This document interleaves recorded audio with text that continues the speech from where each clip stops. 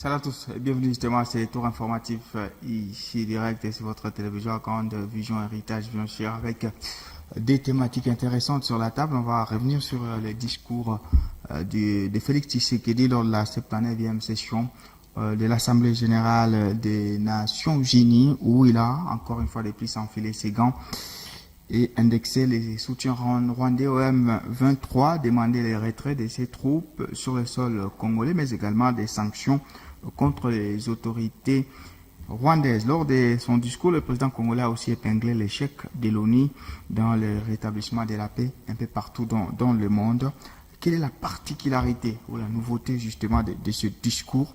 Quelles sont les retombées à attendre ce ballet diplomatique observé à New York avec l'équipe de Félix Tshisekedi? Et puis, République démocratique du Congo, nous allons faire l'autopsie des 100 premiers jours du gouvernement souminois. Quel bilan dressez-vous de ces 100 premiers jours, justement? Et puis sur le terrain, quelles sont les actions palpables? Vous avez les programmes, nous avons les micros, mesdames et messieurs. Bienvenue à toutes et à tous.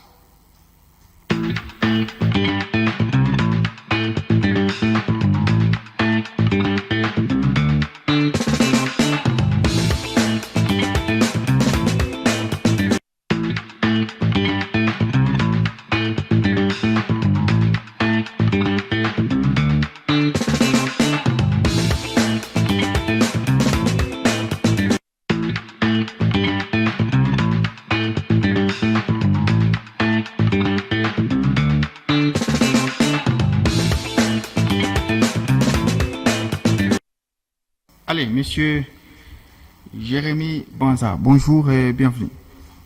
Bonjour, monsieur Sefou. Bonjour aussi à tous les téléspectateurs de ces grands magazines ici direct qui nous suivent en ce net moment. Et c'est un plaisir d'être sur ce plateau pour parler République, pour s'exprimer, pour échanger autour des grandes questions de notre pays. Et merci pour l'invitation. Merci, vous êtes communicateur du Parti Nouvel Élan. Monsieur Emani Mutombo, au cadre de l'IDPS, bien sûr. Bonjour et bienvenue. Bonjour, monsieur Jean-Claude. Je suis ravi que vous puissiez m'associer à cet échange citoyen. Je profite de l'occasion pour transmettre mes sentiments patriotiques aux fidèles téléspectateurs qui nous prêtent leur attention en ce moment. Bonsoir à M. Jérémy Av, à M. Jérémy Banzé qui est en face de nous. Alors, on a suivi les discours du président Félix Tshisekedi lors de la 79e session de l'Assemblée Générale des Nations Unies où il a encore une fois de plus indexé les soutiens rwandais au M23, demandé des sanctions contre les autorités rwandaises, mais également les retraits sans condition de ces troupes sur le sol congolais. Quelle nouveauté, justement, peut-on épingler de ces discours et quelles doivent être les retombées que les Congolais doivent attendre par rapport à ces balais diplomatiques que nous avons observés, puisque le président, au-delà de son discours, il a rencontré certaines personnalités, justement, pour résoudre la question de la crise à l'est de la République démocratique du Congo. Monsieur Emani Mutombo, vous avez suivi les discours et avez-vous épinglé quelques nouveautés ou comment vous avez analysé les discours du président Félix Tshisekedi? La première des choses que nous devons retenir est que de la genèse de cette assemblée ou de l'ONU, c'est l'organe qui a été créé pour l'établissement de la paix sur l'ensemble du territoire mondial. Alors, nous, en République démocratique du Congo, ça fait plusieurs décennies que nous manquons la paix. Nous ne pouvons pas chercher à ce qui est du nouveau au moment où nous manquons d'abord ce que les autres ont de plus permanent. Donc, aussi longtemps que la République démocratique du Congo est agressé, est massacré, son peuple est en train de subir une atrocité par une injustice démesurable, nous ne pouvons cesser de rappeler que l'Est de la République démocratique du Congo, nous continuons à perdre les vies humaines, mais parce que vous demandez, le président de la République n'a pas parlé seulement de la République, de l'Est de la République. Il a fait allusion aussi au conflit entre l'Ukraine et la Russie. Donc, il a rappelé quand même que sur cette occasion, c'était pour parler comment on pouvait renforcer nos liens d'amitié. Mais voilà que de part et d'autre, il y a un peuple qui massacre un autre, comme chez nous en République démocratique du Congo. Oui. Il a aussi rappelé que c'est aussi l'occasion que nous puissions valoriser ce que nous avons de plus important en République démocratique du Congo. Nous avons des ressources qui contribuent énormément à l'évolution de la technologie.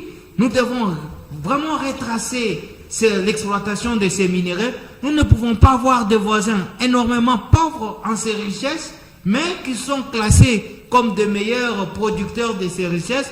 Là, la communauté internationale devient aussi complice parce que les multinationaux qui sont en train d'acheter ces minéraux du sang contribuent à ce qu'il n'y ait pas la paix en République démocratique du Congo.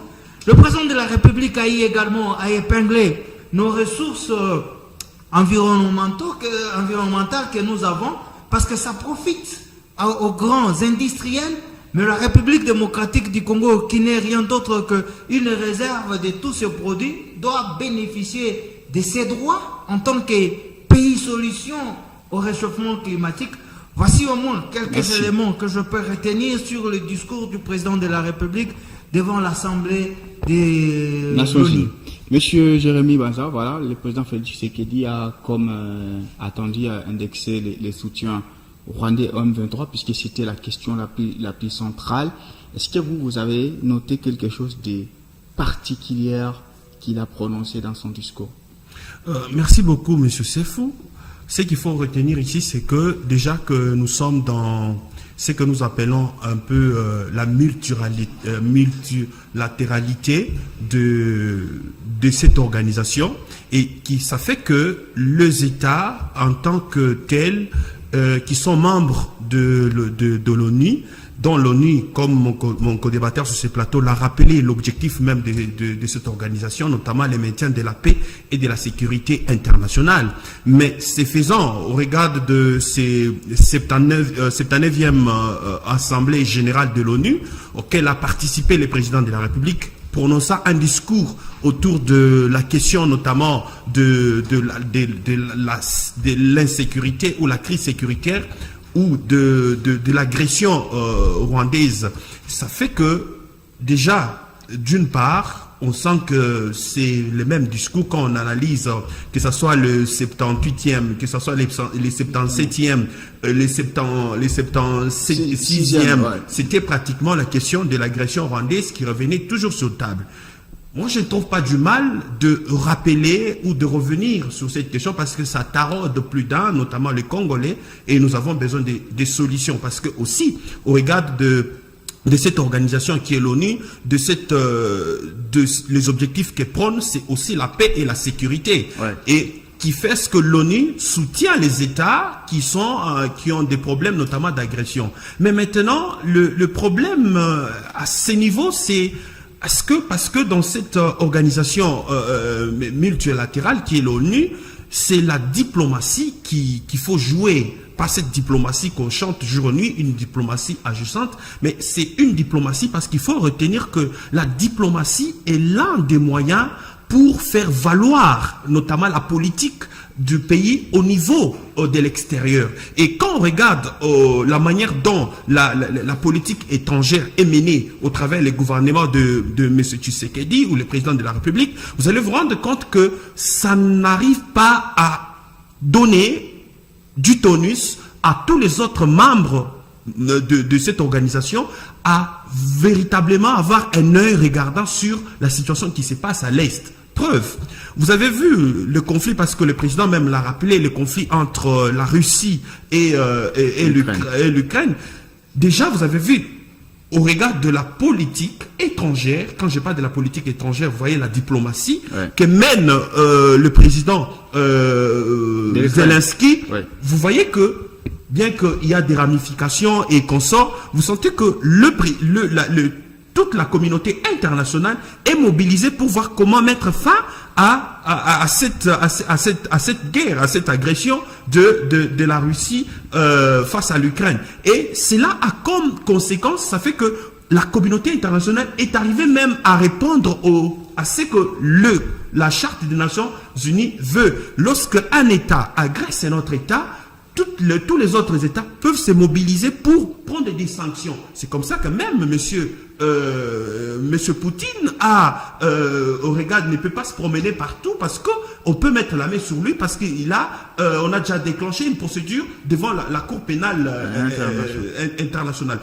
Vous sentez que donc la RDC ne fait pas assez. Mais la RDC, parce que la RDC, comptant que sur ses partenaires et ne faisant absolument je ne vais pas dire rien qui va dans le sens de pousser les autres communautés internationales, tous les autres partenaires à sanctionner, à prendre des mesures notamment dans le sens de priver des relations diplomatiques entre le Rwanda et les autres. Mais ce n'est pas le cas jusqu'aujourd'hui. Vous voyez? Oui, et donc ça, ce n'est qu'un cas qui fait ce que peu importe qu'on peut toujours même demander, parce qu'il a demandé, le président de la République, qu'on puisse sanctionner spécifiquement le Rwanda. La communauté internationale ne le fera jamais. Parce que déjà quand on regarde au nombre de morts que Kagame a causé en RDC, comparativement à ce que Poutine a fait, ce que Kagame a fait, c'est plus que ce que Poutine a fait. Merci. Mais face à Poutine, il y a des sanctions contrairement à Kagame. Donc, ce n'est qu'un refrain et qui va tomber comme une goutte d'eau dans l'océan. Monsieur Mani Mutombo, le président Félix Tshisekedi a tout fait. Je ne suis pas son avocat, il a dénoncé. Il a cité nommément Paul Kagame. Il a accueilli Sarkozy à Kinshasa. Il a accueilli les papes François à Kinshasa. Mais il n'arrive toujours pas à faire isoler Kagame sur le terrain diplomatique. Et aujourd'hui, on dit la RDC ne fait pas assez. Quelle est votre réponse? C'est-à-dire que la République démocratique du Congo ne fait pas assez. Vous savez, à des moments, il est vrai que nous tous, nous cherchons à ce que l'on rétablisse aussitôt la paix dans la partie est de la République démocratique du Congo. Remettre en cause ici les actions posées déjà par le président de la République, je crois que c'est peut-être pas encourager les actuels animateurs du gouvernement, parce que vous avez suivi, même dans ce discours du président de la République, il a eu à féliciter les États-Unis d'Amérique pour les actes déjà infligés à la République rwandaise.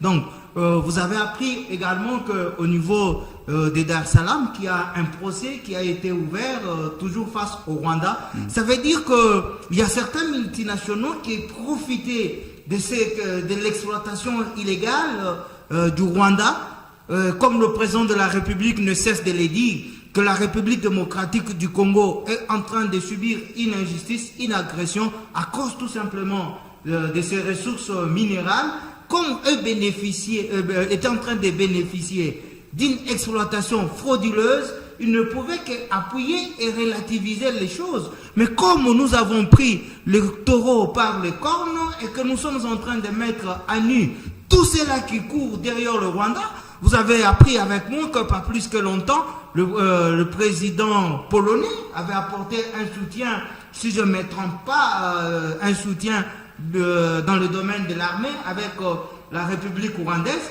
mais ce même président est allé vers le président de la République pour chercher une coopération. Je ne vois pas notre président téméraire de sa nature laisser ce président polonais partir sans lui dire que nous ne sommes pas d'accord avec les actes que vous posez derrière le Rwanda pour mettre le couteau dans le dos de la République démocratique du Congo. Nous devons être d'un commun esprit et d'une même pensée pour arriver à mettre dehors ce qui ronge la République démocratique du Congo. Alors, monsieur Jérémy Banza, aujourd'hui, il y a le président angolais João Lourenço qui a estimé qu'il va continuer avec les processus de Luanda pour le rétablissement justement de la paix à l'est de la République démocratique du Congo. Et vous remettez en cause la diplomatie. Alors, qu'est-ce qu'il faut faire à l'état actuel pour le côté congolais? Une guerre où on continue à déclencher la diplomatie, sauf qu'on change un peu de méthode? Une très bonne question. Comme j'étais en train de vous dire tout à l'heure dans l'entame de mes propos, en ce qui concerne la manière dont un État exerce sa politique, à l'extérieur du pays, ce que nous appelons la politique étrangère, notamment par la diplomatie. La diplomatie n'est qu'un des moyens pour exercer la politique étrangère. En dehors de la diplomatie, il y a la guerre, il y a la menace. C'est comme ça que même le président de la République l'a reconnu du haut de l'ONU ou de ses perchoirs pour dire que effectivement il y a des troupes rwandaises sous le sol congolais. Et ça, lorsque nous regardons la charte des Nations Unies, je ne sais pas si les gens de l'Union sacrée lisent ou pas, l'article 51 donne, parce que c'est déjà un acte d'agression. Tout à fait. Et dans ces cas d'espèce, on n'obéit pas, on n'obtempère pas au cessez-le-feu qu'on sort. On attaque la loi, notamment la Charte des Nations, permet, notamment ces faits-là, constituent même pour la RDC une façon de rebondir parce que ça dénote la légitime défense, que ce que je voulais dire. Pour la RDC, de s'attaquer et de débouter le troupe rwandaises hors de frontières de la RDC. Oui. Qu'est-ce qui manque à la RDC aujourd'hui de les faire? Qu'est-ce qui manque à notre armée aujourd'hui de les faire? Mais par contre, la RDC, avec le gouvernement qui dirige, se contente au processus de Luanda et consort, alors que de l'autre côté, parce que nous, dans ces processus de Luanda, il n'y a pas que la RDC. Oui. Il y a aussi le Rwanda. Mais le Rwanda, c'est fou. Le Rwanda continue à utiliser le M23, l'AFC et consort et qui continue toujours à gagner de localité en localité. Et ça, aujourd'hui, les gouvernements ne peuvent pas se dédouaner de dire que, écoutez, nous sommes de ceux qui s'inscrivent dans le processus de Rwanda et ne fait rien. Ça n'a pas de sens, s'il vous plaît. Ça n'a pas de sens. Il a même mentionné que ça fait maintenant plus de 7 millions de déplacés internes. Oui. Vous savez ce que ça fait? Mais bien qu'il a, je sais pas, il a fait de manière volontaire de ne pas aussi mentionner le nombre de morts qu'aujourd'hui qui existent. Et ce n'est pas sérieux dans un pays, dans la République démocratique du Congo. Aujourd'hui matin, j'ai lisé l'article 86 de la Constitution, notamment l'article 86, qui donne mandat, qui donne les pouvoirs au chef de l'État de déclarer la guerre. Il ne faut pas qu'on dise que les dispositions de la Constitution, il y a certaines dispositions, certains articles qui s'appliquent et ne doivent pas s'appliquer. Et la loi, même l'article 85, donne même dans les cas où on peut déclarer pas seulement l'état de siège ou l'état d'urgence, aussi la guerre. La RDC est menacée. Et nous, à Nouvel-Élan, nous prenons toujours déclarer la guerre, faire la guerre. Mais malheureusement, le président, même lors de la campagne électorale, l'avait mentionné, moins d'escarmouches, mais jusqu'aujourd'hui. Avant que M. Mani ne réagisse, pensez-vous qu'aujourd'hui, puisque la guerre, c'est mieux de la déclarer de manière théorique, mais pratiquement, est-ce qu'on est prêt à aller dans une guerre totale contre le Rwanda? Quand on pose la question, est-ce qu'aujourd'hui, on est prêt à aller affronter un autre État ou déclarer la guerre? Là, c'est une bonne question. Mais, à mon sens, ça va paraître, si le gouvernement se pose cette question, est-ce que nous sommes capables d'attaquer un autre État? C'est un manque de responsabilité. Gouverner, c'est quoi? C'est prévoir. Ça veut dire que, étant, parce que le président de la République, nous sommes, je vais les mentionner et je les mentionnerai toujours, nous sommes dans la continuité. Parce qu'il avait dit que, entre répartir à zéro et consolider les acquis. Donc, il s'agit de la consolidation des acquis que nous sommes aujourd'hui. Et quand je vois certaines situations, notamment la persistance de la guerre à l'Est, je suis en train de me poser des questions. Est-ce qu'il s'agit d'un autre président qui a parachuté en 2023 pour maintenant commencer alors que c'est un président qui a commencé depuis 2019. Merci. Donc, ça n'a pas de sens et c'est pas sérieux. Monsieur Mani, vous avez suivi Monsieur Jérémy qui propose, et là il cite son parti politique Nouvel-Élan, qui a initié, qui est prêt. Il y a la proposition d'émir. Effectivement. Adolphe Mouzito. Et là c'est la guerre totale.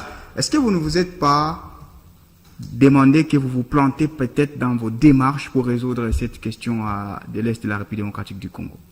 Il n'y a rien de patinage dans notre démarche. Il faudra tout simplement comprendre que la République démocratique du Congo, pour arriver à déclarer une guerre, il faudra vraiment se rassurer que vous avez toutes les ressources, toute la logistique nécessaire qui pourra vous permettre que vous puissiez arriver au lieu de provoquer une guerre et la perdre demain. Alors, la question qu'il faudra se poser, quand est-ce que le président de la République pourra dire à haute voix que demain nous allons descendre sur Kigali et mettre terme à cette agression? C'est à lui d'apprécier. Il a actuellement toutes les chambres à côté de lui, Ouais, qui justement. pourra lui permettre à ce qu'il pose l'action que tout le peuple congolais attende, parce que ce qui est plus important est que nous puissions rétablir la paix d'une manière générale sur l'ensemble du territoire national. Mais tel qu'il avait promis, c'est pendant la campagne électorale. Il avait promis pendant la campagne, n'oubliez pas que les contraintes démocratiques exigent aussi à ceux qui aient, ils ont des normes. Il que faut nous juste devons- dire la que nous vérité, devons- que c'était un discours démagogique. Ce n'était pas un discours démagogique comme vous le pensez. Nous, au moins, nous avons hérité une situation de plusieurs décennies et que nous avons le courage de l'affronter. Mais à l'époque où Mais vous n'héritez pas d'IM23. Ce qui est... nous n'héritons pas du M23. Ouais. La présence du M23 sur le territoire congolais ne date pas de 2019. Il faudra comprendre tout simplement qu'il y a eu une résurgence. Ouais. C'était un mouvement qui était sur notre territoire depuis belle lurette. Alors, merci, monsieur. Je crois on n'a pas voulu épingler d'autres secteurs de son discours, puisqu'il y a la fameuse thématique sur les 100 premiers jours du gouvernement Judith Souminois, société, économie. C'est sur terrain que nous allons maintenant nous projeter. Et le gouvernement Souminois a totalisé 100 jours, jeudi dernier, et donc ça fait presque une semaine, on est obligé de revenir. Quel bilan vous dressez des 100 premiers jours du gouvernement Judith Souminois sur le terrain? Quelles sont les actions les plus palpables avec le ministère? Quels sont les bons élèves et donc de Madame Souminois en termes de ministre, ceux qui ont travaillé de manière adéquate? Je finissais avec Monsieur Emani, mais voilà, je commence avec Monsieur Jérémy Banza. De manière un peu générale, quel bilan vous dressez, hein, si on vous pose la question directe, des 100 premiers jours du gouvernement Souminois? Merci beaucoup, monsieur Sefo, pour cette question. En termes de faire une autopsie sur le bilan de ces 100 jours de Madame Souminois, c'est qu'il faut rappeler au peuple congolais ici que, en principe, le gouvernement devait être installé depuis mars, Ouais. mais avec tout ce qui s'est passé au niveau de l'Union sacrée, jusqu'à ce que le gouvernement nous comptons aujourd'hui 100 jours. Nous pouvons même dire que, parce que nous sommes dans la préservation ou maintenir, consolider les acquis, et moi je pensais même pas parler des 100 jours, mais bon, puisqu'il s'agit de programme Ouais. qui est inscrit dans le temps et dans l'espace de 2024 à 2025. Et maintenant, lorsque nous essayons de regarder le 100 jours de Madame Souminois, c'est que c'est au regard des signaux que Tout à sera fait. de ça que nous Ouais. allons essayer de décrire si effectivement elle donne ces jalons pour notamment être dans le sens de mieux faire dans le plus prochain, dans les autres jours. Et ce qu'il faut retenir ici, qu'il y a ce que nous appelons le programme qui devait être exécuté à court terme, à moyen terme et à long terme. Et devant moi, j'ai ce que dans les programmes de programme d'action du gouvernement souminois, la partie cadre stratégique du programme du gouvernement. Et au point 2 qui parle des engagements majeurs du nouveau quinquennat. Et ces engagements des engagements majeurs du nouveau quinquennat revient sur le 6 engagements du chef de l'État. Ouais. Et le président de la République, lors de sa campagne, avait insisté, même en disant qu'il a fait un contrat, il a pris un contrat entre lui et le peuple congolais. Et quand on parle d'un contrat, c'est que dans un contrat, d'un côté, il y a le droit, et de l'autre côté, il y a les obligations. Et chaque partie est appelée à respecter le terme de son contrat. Et si nous allons dans ce sens-là, ce qui devait être exécuté notamment, parce que la question de la promesse, je sais que mon ami Emani va rebondir là-dessus pour essayer de dire que, écoutez, vos calculs, ça dépend que de vous. Il était prévu que la période de 2013 à 2024, c'est-à-dire pendant 366 jours, qu'on crée au moins 1,5 million d'emplois. C'était ce que nous attendons. Donc, 2023-2024. Effectivement. Donc, quand on regarde sur le terrain les signaux jusqu'aujourd'hui, s'il vous plaît, il n'y a pas de ces personnes qui ont des Congolais, nos compatriotes, qui ont été engagés. Donc, même sous le 1,5 million d'emplois, je ne pense même pas 1% a été effectué. Parce que jusque-là, le gouvernement est en tergiversation. Rapidement. Il n'y a pas de solution. Oui, rapidement. Et sur le plan social, parce que ça fait partie de justement. quelque chose qui était urgent pour le peuple congolais, le plan social des peuples congolais. Aujourd'hui, quand on regarde le taux de change, ça ne fait que galoper. Nous, on pensait que par le fait de consolider les acquis, les jalons allaient être posés, notamment dans la réduction des taux des dollars, notamment de 2800 ou 2900, ça dépend. C'était à 2600. Oui, le maintenir à 2600, voire même 2500. Ouais. Parce que s'il vous plaît, ces taux qui ne fait que galoper, ça a un impact majeur sur le ménage congolais. Aujourd'hui, je réfléchissais avec quelques personnes, j'ai dit que parce que le gouvernement n'arrive pas à mettre les inspecteurs pour suivre notamment les gens qui fixent le taux plutôt qui fixent le bail, notamment le loyer de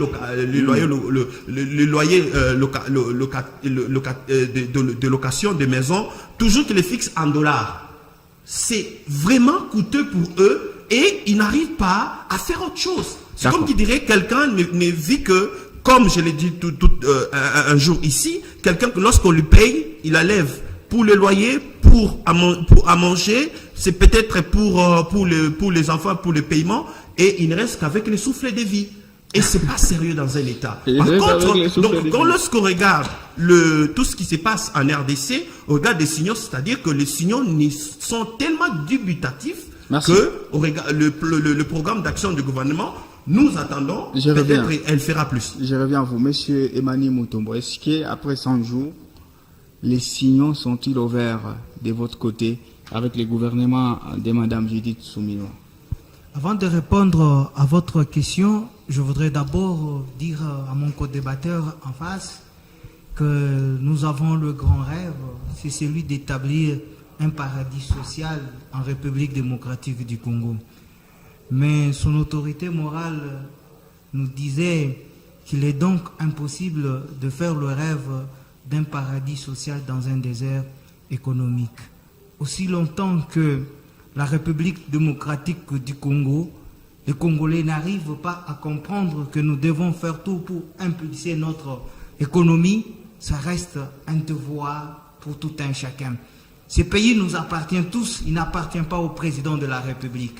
Et pour son essor, tout un Congolais est appelé à porter une brique à l'édifice. Mais parce que vous posez la question sur le gouvernement Soumina, je voudrais ici que les Congolais puissent avoir un œil sur leur miroir à ce qui concerne souvent quand on fait la composition du gouvernement, nous cherchons à ce que les provinces soient représentées. Certains vont même demander à ce que le tribu soit représenté. Est-ce qu'aujourd'hui, chaque tribu, chaque province peut tirer l'action de son représentant dans ce gouvernement pour l'interpeller également, dire qu'est-ce qui ne va pas, qu'est-ce que nous pouvons espérer de vous? C'est ça, c'est que le Congolais, le souverain primaire, peut avoir aussi comme devoir, à chaque fois qu'il y a des équipes mises en place, pour les accompagner dans l'exécution de leurs tâches. Parce que l'équipe en place a hérité d'un plan d'une équipe sortante. Parce que vous allez comprendre qu'ils sont entrés en fonction au mois de juin. Oui. Et il y avait une équipe qui était déjà en place. Même l'exécution du budget actuel, ce n'était pas leur budget. Ils ont hérité un budget présenté lors de la session 2023. 23, oui. Alors, j'acclame ici certains signaux qui sont positifs. C'est entre autres, nous continuons sur la même longueur d'onde dans la mobilisation des recettes.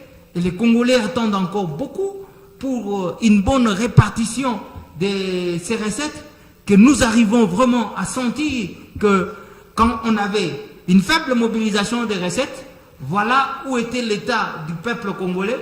Et maintenant que nous avons levé l'échelon, il faudra aussi que ça change dans la société. Ça change aussi du point de vue de la consommation. Ok. J'acclame aussi ce gouvernement par une petite maîtrise des situations. Vous avez vu qu'il y avait une tentative de faire avorter la rentrée scolaire, mais vous avez compris qu'ils se sont ressaisis. Mais nous ne voulons pas que ce soit temporaire, mais qu'ils renforcent le verrou pour que ces enseignants qui pleurnichent aujourd'hui, qui nous arrivent plus à appeler encore à une grève les jours proches. J'acclame ici le ministre de l'énergie et ressources hydrauliques. Okay. Vous allez voir que pour prendre peut-être avec beaucoup de bémol, après son dernier passage à Lubumbashi, nous avons quand même une certaine amélioration dans la desserte en énergie électrique sur certaines zones. Ouais, il va parler. Hein. Peut-être que lui vit là où il faudra encore fournir des formes d'urbanisation, ça lui concerne. Mais pour nous autres, nous bénéficions quand même d'une amélioration. Okay. Je dis bien une amélioration par rapport avant qu'il soit là. Donc, nous pouvons avoir peut-être un minimum de retenue, vu qu'ils ont hérité de ce qu'ils n'avaient pas comme vision, mais dans la continuité de l'État, qu'ils gardent le cap et que le rêve allait plus loin que rabaisser les épaules. Si pas, ils perdront le pédale. Monsieur Jérémy, voilà, il parle de la mobilisation des recettes, ce qui est vraiment un acquis, puisque c'est depuis l'arrivée de monsieur Félix Tshisekedi, on sent que les régies financières fonctionnent à merveille, d'après la version officielle. La rentrée scolaire, c'est vrai qu'il y avait des tentatives de boycott, mais voilà, elle a été effective. Et puis on a l'énergie telle qu'il dit. C'est quand même des signaux que vous n'avez pas vraiment mentionnés. Permettez-moi de mettre mon regret face à M. Emani de l'Union Sacrée qui se moque des enseignants en disant qu'ils pleurnichent et pourtant ils sont en train de revendiquer leurs droits que M. Félix Tshisekedi et le gouvernement n'arrivent pas à honorer. Et je suis écœuré encore sur ces plateaux qu'il est en train, je sais pas, de vouloir justifier qu'ils ont hérité. Ils n'ont pas hérité, M. Emani. Il faut dire qu'il s'agit de la consolidation des acquis. Il ne faut pas dire qu'ils ont hérité. Ce n'est plus comme les cas de 2018 à 2019. Ouais. Ils sont dans la continuité. Et il est question ici des acquis, la consolidation des acquis. Et c'est ce que le gouvernement est en train de faire. Et sous la question même de la mobilisation des recettes, certes, nous l'avons même félicité, voilà, il y a augmentation. Mais dans le dépense, c'est là que ça laisse à désirer, s'il vous plaît. Alors qu'avant, c'était moins que le budget de 16 milliards, et c'est qu'il faut dire qu'ici, le budget est voté pour l'année d'exercice qui vient l'année prochaine, pas pour l'année en cours. Et le budget qui s'exerçait pour l'année 2013, c'était celui qui a été voté en 2022 et ainsi de suite, qui était de 16 milliards. Et vous allez vous rendre compte que dans ces budgets-là, de 16 milliards, qui était beaucoup plus avantageux par rapport au budget qu'il y avait avant, dans ces budgets-là, de 16 milliards, incapables de payer les députés provinciaux, s'il vous plaît. Incapables, aujourd'hui, les enseignants notamment, parce que la question que vous avez évoquée des enseignants, c'est qu'au regard des accords des Bibois et consorts, il y avait des promesses et qui avaient même été indexées dans les budgets de 2023 qui devaient être exécutés. Mais comment est-ce que ces enseignants ont été tournés en bourri, comme il s'en est le cas avec l'Union Sacrée, qui ne respectent pas toujours leurs engagements? C'est malheureux, mon cher ami. Et aujourd'hui, au regard même de la question de la desserte en électricité, voilà même ce que nous sommes en train de fustiger toujours, ces inégalités que l'Union Sacrée est en train d'imposer. Que quand vous êtes d'une contrée, je ne sais pas, maintenant vous avez une contrée de gens de l'Union Sacrée qui habitent là-bas, et vous avez une amélioration des dessertes en énergie électrique, et ailleurs, les gens sont en train de vivre dans les noirs. Prenons juste l'exemple de ces quartiers, et je ne sais pas, et à Bora, je ne sais pas comment. Ça fait combien de temps ce quartier a été urbanisé? Ça fait combien de temps que ce quartier n'est pas un quartier quand même récent, qui manque ne fût-ce que l'énergie électrique? Pas plus que quelques minutes, je venais ici dans cette émission, j'ai croisé des dames en train de se promener avec des bidons pour aller chercher ou puiser de l'eau. Et vous pensez qu'avec ça, c'est ce qu'on peut dire que voilà, vraiment il y a des signaux. Et pourtant, il faut les souligner ici que vous êtes dans la continuité. Il n'est pas question que non, voilà, nous sommes partis à zéro en 2023. Merci. Vous voyez, donc, ce sont des questions il faut être honnête. avoir la tête sur ses épaules et dire au peuple congolais, écoutez, nous sommes incapables, nous avons échoué. Monsieur Emani, quand vous suivez Monsieur Jérémy Banza, quand vous êtes de la société aussi, hein, parce que vous savez ce qui se passe, est-ce que vous avez l'impression que les volets sociaux échappent à l'administration actuelle? C'est de son droit de voler bien dans sa tenue d'opposition, de chercher à noircir même là où il y a de la lumière. Je le concède, mais l'on s'est rappelera. J'espère que vous êtes conscient que nous sommes de l'opposition républicaine. Lorsque c'est noir, c'est noir. Lorsque c'est blanc, c'est blanc. On se rappellera que le premier à prendre l'engagement avec les enseignants, c'était Adolphe Muzito, avec l'affaire de Mboudi, et il n'a pas été en mesure d'arriver même à faire appliquer la gratuité de l'enseignement, qui est un engagement constitutionnel du président, des gouvernements par rapport à son peuple. Mais parce que la gratuité de l'enseignement continue son bonhomme de chemin, mon co-débatteur en face devait être en mesure d'acclamer la consolidation de la gratuité de l'enseignement que remettre ça en cause. Je voudrais ici vous dire que quand il y a coupure, ce n'est pas une anomalie, ce n'est qu'un fait qui peut arriver et on peut rétablir. Voilà que nous sommes sous la lumière. Et si vous n'allez pas me dire que c'est un groupe... C'est les groupes électrogènes, mon cher ami. Ce n'est pas de l'électricité. Ça, c'est toi qui les penses. Je suis le mieux placé pour vous dire, nous sommes sous groupe électrogène. Je voudrais ici vous dire... Arrête de mentir les peuples. Je voudrais ici vous dire que il peut y avoir coupure, mais la fourniture est continue. Ça ne veut pas dire que quand vous avez une coupure, que vous ne serez pas servi pendant 24 heures. Vous avez du mal même à justifier ce que vous dites. Je n'ai pas du mal à les justifier, je l'ai dit clairement. Merci. Comme l'eau de roche. Alors. Donc, nous pouvons encore donner un minimum d'espoir à cette équipe gouvernementale, surtout que vous voyez la saison agricole pointe à l'horizon. Ouais. Quel bilan on pouvait faire pour un ministre de l'Agriculture qui venait pendant une saison sèche? Il ne pouvait que non, le pays il est grand. Le pays il est grand. Les saisons ne sont pas. Votre évaluation entre juin et août. C'est partout. La grande partie de la République démocratique du Congo, nous sommes pendant la saison sèche. Merci. C'est maintenant là que le pluie recommence de part et d'autre. Peut-être le Grand Équateur qui a le maximum de pluie. Merci. Juste pour finir, 30 secondes avant de prendre la séance. Je carton. Non. Quels sont les bons élèves? Les bons élèves, en tout cas, à ces gouvernements, parce que quand vous posez la question de qui sont les bons élèves, alors que lorsqu'on regarde dans leur parcours, c'est qu'il y a de ceux-là qui sont en train de essais et erreurs. Et moi, j'évite de répondre à cette question qui sont les bons élèves. Par contre, moi ici, je pense que parce qu'il a évoqué la question de Adolphe Muzito qui est venu à la primature en 2008, c'est qu'il y avait des urgences à cette époque-là. C'était d'abord de mettre les institutions.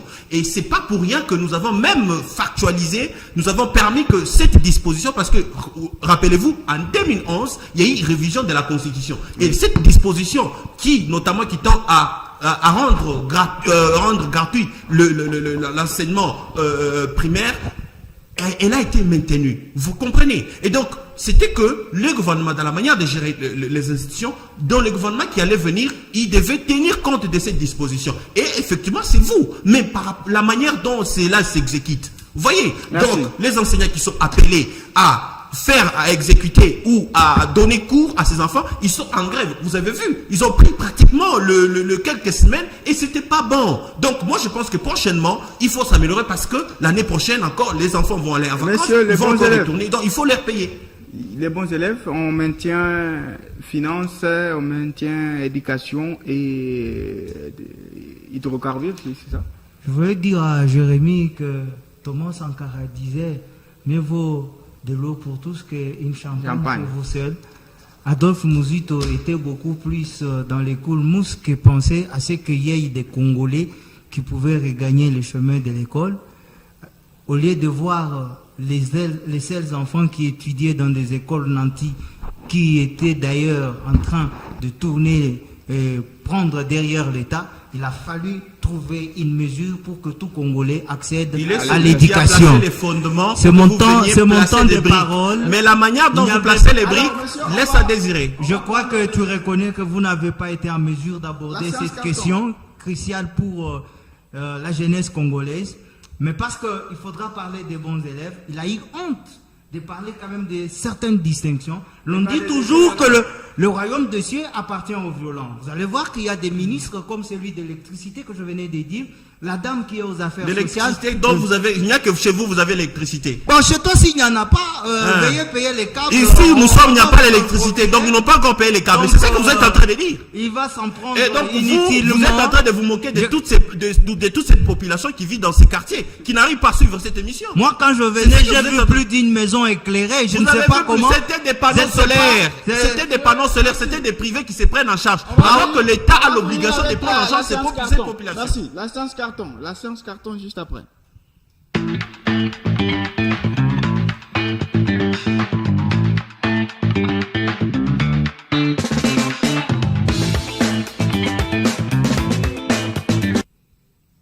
Voilà. Je crois qu'il subit aussi les conséquences du manque de courant. Je crois. Effectivement. On est ensemble. Merci. Monsieur Jérémy Banza, quel est votre carton? Vous l'adressez à qui? Sanction. Les cartons. Oui. Carton, La sanction négative? Oui, sanction négative. Ah, les rouges donc. Rouges, Okay. voilà. Ces cartons, je l'adresse au gouvernement seminois.